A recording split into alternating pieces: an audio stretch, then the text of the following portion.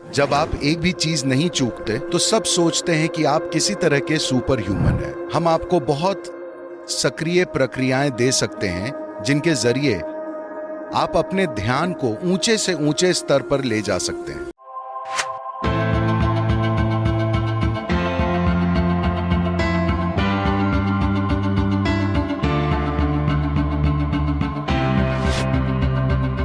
इस शब्द को समझाने के कई तरीके हैं। फोकस की बजाय अगर आप अटेंशन शब्द का इस्तेमाल करें, क्या आप मानते हैं कि फोकस और अटेंशन दोनों एक ही चीज के बारे में हैं? इनमें थोड़ा फर्क है, इसमें बारीक सा अंतर है। पर जब आप फोकस कहते हैं तो यह किसी चीज पर कोई रोशनी डालने जैसा है। फोकस हमेशा एक बिंदु पर होता है। अटेंशन उससे कहीं ज्यादा हो सकती है। देखिए, अभी अगर आपकी नजर साफ है, मुझे उस लड़के को देखने में दिक्कत हो रही है क्योंकि आपने उन्हें वहां हॉल में अंधेरे में बिठाया हुआ है। पर अगर हॉल सही से रोशन होता तो मुझे यहां बैठे लोगों को देखने के लिए फोकस नहीं करना पड़ेगा। मुझे बस ध्यान देने की जरूरत होगी। अगर मैं ध्यान देता हूं तो मैं यहां मौजूद सभी लोगों को देखूंगा, वे जैसे हैं वैसे। पर अभी अगर मेरी दिलचस्पी इस इंसान में हुई तब मुझे फोकस की जरूरत होगी। अगर मैं आसपास की हर चीज की ओर बिना ध्यान दिए सिर्फ फोकस्ड होता, मैं बिना भेदभाव के ध्यान की बात कर रहा हूं। ध्यान किसी चीज के बारे में नहीं, बस ध्यान देना, सिर्फ इसलिए कि आपके अंदर एक खास स्तर का ध्यान देने की क्षमता है। आपको पता है कि आप वाकई में हैं। नहीं तो मान लीजिए नींद में आपके अनुभव में ना तो दुनिया मौजूद होती है और ना ही आप होते हैं। कुल मिलाकर हुआ यह है कि कोई ध्यान नहीं देता। क्योंकि कोई ध्यान नहीं देता, इसलिए किसी तरह का कोई बोध नहीं है। तो पहली चीज है ध्यान देना, ताकि हर चीज की एक आम समझ हो। उसके बाद एक खास रुचि की बात होती है, तब हम अपना ध्यान उस खास रुचि पर लाकर फोकस कर लेते हैं। तो फोकस का उद्देश्य या परिभाषा क्या है? फोकस का क्या इस्तेमाल है? फोकस हमें कहां ले जा सकता है? हम किसी चीज पर सिर्फ इसलिए फोकस कर रहे हैं क्योंकि our attention is not keen enough. हमारे ध्यान की तीव्रता काफी नहीं है। अगर हमारा ध्यान बहुत तीव्र होता तो आपको किसी भी चीज पर फोकस करने की जरूरत नहीं होती। योगिक प्रणाली में हमारे पास दशावधानी, शतावधानी नाम की चीजें होती हैं। इसका मतलब है कि एक आदमी एक समय में 10 चीजें करता है, दूसरा आदमी एक समय में 100 चीजें करता है। वो संगीत का कोई विशेष राग गाएगा और उसी समय वो मैथ्स की एक बहुत ही पेचीदा समस्या को सुलझाएगा, और उसी समय वो कविता लिखेगा। इस तरह वो 10 या 100 चीजें करेगा। ऐसे लोग मौजूद हैं।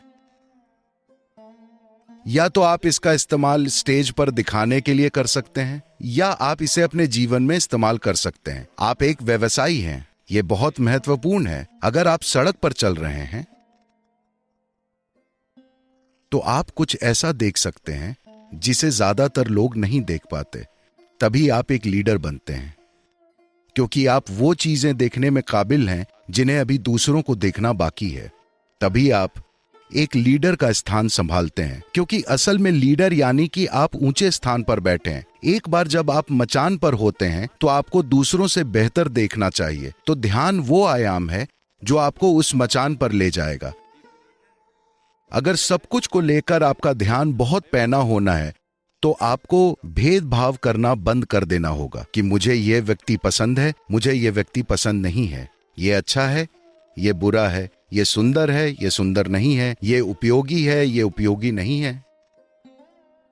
अगर आप किसी तरह का भेदभाव नहीं करते, बस ध्यान देने पर काम करते हैं, किसी चीज पर ध्यान देना नहीं बल्कि सुपर अटेंटिव बनना, साफ ध्यान देना, किसी चीज को लेकर नहीं। देखिए, अभी अगर आप इस हॉल में वोल्टेज बढ़ा दें, जब लाइट आती है, लाइट ऐसे नहीं सोचती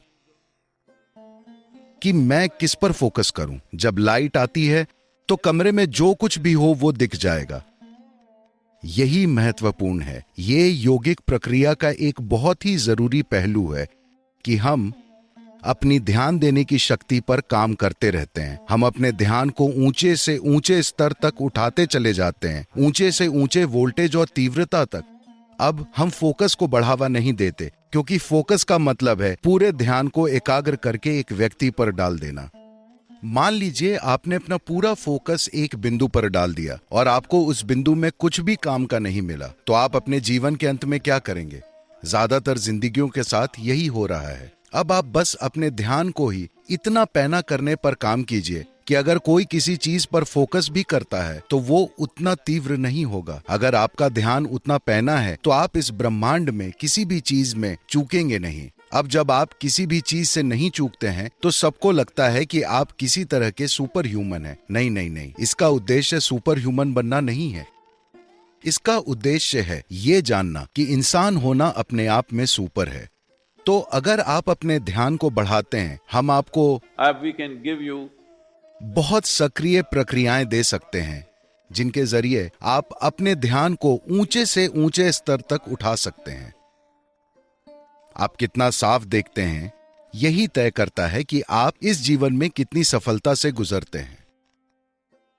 how much lack of clarity there is in you, that much blundering you will do in your life. आप में स्पष्टता की जितनी कमी होगी, आप अपने जीवन में उतनी ही बड़ी गलतियां करेंगे, इसमें कोई शक नहीं है। अगर व्यक्ति को सबसे पहले ध्यान को विकसित करने की दिशा में काम कीजिए। पहली चीज है आप अपने भेदभाव के नजरिए को हटाइए कि आप उस व्यक्ति की ओर ऐसे ना देखें, अरे ये एक आदमी है, ये एक औरत है, ये एक कुत्ता है, ये है, ये वो है। बिना किसी निष्कर्ष के बस ध्यान दीजिए। अगर आप बिना किसी निष्कर्ष के हर चीज की ओर ध्यान देते हैं तो आप देखेंगे, अगर आप एक चींटी की ओर ध्यान से देखेंगे तो ये बहुत ही अद्भुत है। आप जर्मनी में हैं, कौन जानता है, अगर आप एक चींटी की ओर जरूरी ध्यान दें तो आप शायद धरती पर सबसे बढ़िया ऑटोमोबाइल इजाद कर दें। क्योंकि मैंने किसी भी मशीन को चींटी जितनी फुर्ती के साथ चलते हुए नहीं देखा है, लेकिन मुझे लगता है कि किसी ने भी चींटी की ओर पूरा ध्यान नहीं दिया है। तो attention, ध्यान के स्तर को बढ़ाना फोकस से ज्यादा महत्वपूर्ण है। अगर आपको अभी किसी चीज पर फोकस करने की जरूरत है तो आप कर सकते हैं, पर अभी आप एक आसान सा प्रयोग कर सकते हैं। अगर आप अपने चेहरे को इस तरह थोड़ा सा ऊपर करके बैठते हैं और अपनी आंखें बंद कर लेते हैं तो आप देखेंगे कि स्वाभाविक ही आपकी भौहों के बीच एक फोकस बन जाएगा। लेकिन आप कई चीजों की ओर सचेत हो सकते हैं। आपके आसपास के लोग, आपकी सांसें, आपके शरीर की संवेदनाएं, आप हर चीज की ओर जागरूक हो सकते हैं और फिर भी फोकस्ड रह सकते हैं। तो मानसिक फोकस एक सीमित संभावना है, पर ध्यान को बढ़ाना आपको आखिरकार ऐसे स्थान पर ले जाएगा जहां आप कॉन्शियस यानी जागरूक हो जाते हैं, या दूसरे लोगों के शब्दों में सुपर कॉन्शियस। ये बस जागरूक या कॉन्शियस होना है, पर लोगों को लगता है कि आप सुपर कॉन्शियस हैं। इसी के कारण आप हर चीज को वैसे ही समझते हैं जैसी वो है। इसके लिए सबसे महत्वपूर्ण चीज है that your mind is not functioning like a prism. कि आपका मन एक प्रिज्म की तरह काम नहीं कर रहा, जो चीजों को विकृत कर देता है और ऐसी डिजाइन रचता है जो मौजूद ही नहीं है। आपका मन एक सपाट शीशे की तरह बन गया है। वो हर चीज को बस वैसे ही दिखाता है जैसी वो है। आप में हर चीज को समझदारी से संभालने की क्षमता है, वरना आप बहुत सी चीजों को गड़बड़ कर देते हैं। और एक व्यवसायी के लिए बहुत महत्वपूर्ण है, क्योंकि आपके पास कोई नौकरी नहीं है।